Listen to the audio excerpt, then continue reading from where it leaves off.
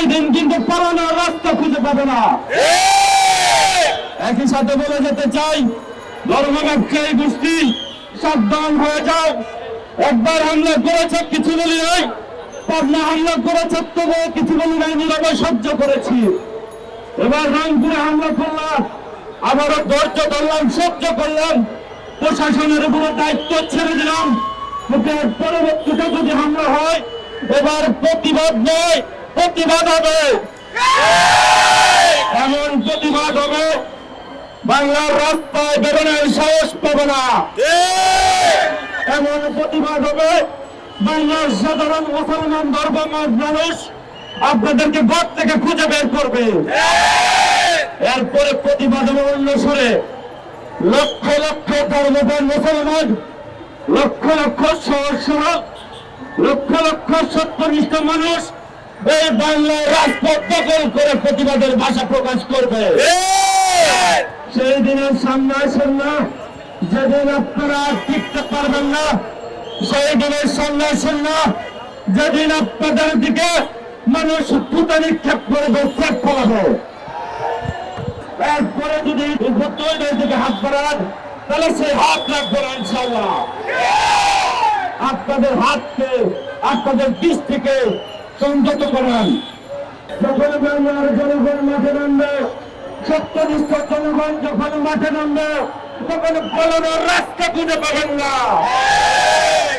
এই হুঙ্কার আমার হুঙ্কার না, এই হুঙ্কার সত্যনিষ্ঠ মানুষের হুঙ্কার। মনে রাখবেন, আদর্শিকভাবে রসুলের সাথে পরাজিত হওয়ার কারণে আবু জাহেল বিভিন্ন রকম ষড়যন্ত্র করেছে। ঠিক আপনারা আদর্শিকভাবে পরাজিত হওয়ার কারণে এই 30 বছরে আপনাদের ব্যবসা বন্ধ হওয়ার জন্য আপনারা বিভিন্ন রকম ভাবে ষড়যন্ত্র লিপ্ত হয়েছেন হিজবুত তওহীদের সাথে। হিজবুত তওহীদ অন্যায় করে নাই, হিজবুত তওহীদ ধর্ম ব্যবসা করে না, হিজবুত তওহীদ জঙ্গিবাদকে প্রশ্রয় দেয় না। আপনারা উগ্রবাদী, আপনারা ধর্ম ব্যবসায়ী, আপনারা জঙ্গিবাদী গোষ্ঠী। যার কারণে বিভিন্ন রকম ভাবে এই উগ্রবাদী কর্মকাণ্ড পরিচালনার মাধ্যমে আপনাদের সত্য উদ্ধার করার জন্য আপনারা উঠে পড়ে লেগেছেন। মনে রাখবেন, যখন বাংলার জনগণ মাঠে নামবে, সত্যনিষ্ঠ জনগণ যখন মাঠে নামবে, তখন পালানোর রাস্তা খুঁজে পাবেন না। এই হুঙ্কার আমার হুঙ্কার না, এই হুঙ্কার সত্যনিষ্ঠ মানুষের হুঙ্কার। হিজবুত তওহীদের দিকে আরেক দল দৃষ্টিতে তাকাবেন না, তারা কিন্তু আপনাদের চোখ থাকবে না। বলে গেল আজকের এই মানববন্ধন থেকে এরপরে যদি হিজবুত তওহীদের দিকে হাত বাড়ান, তাহলে সেই হাত রাখবো না ইনশাল্লাহ।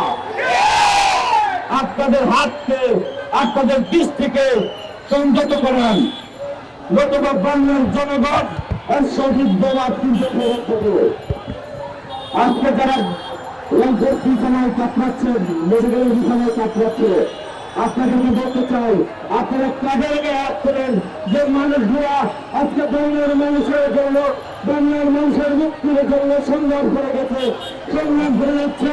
সেই সত্যনিষ্ঠ মানুষের শরীরে হাত ধরে, সেই সত্যনিষ্ঠ মানুষগুলোর বাড়িঘর আগুন দিয়ে ফেলিয়েছিলেন।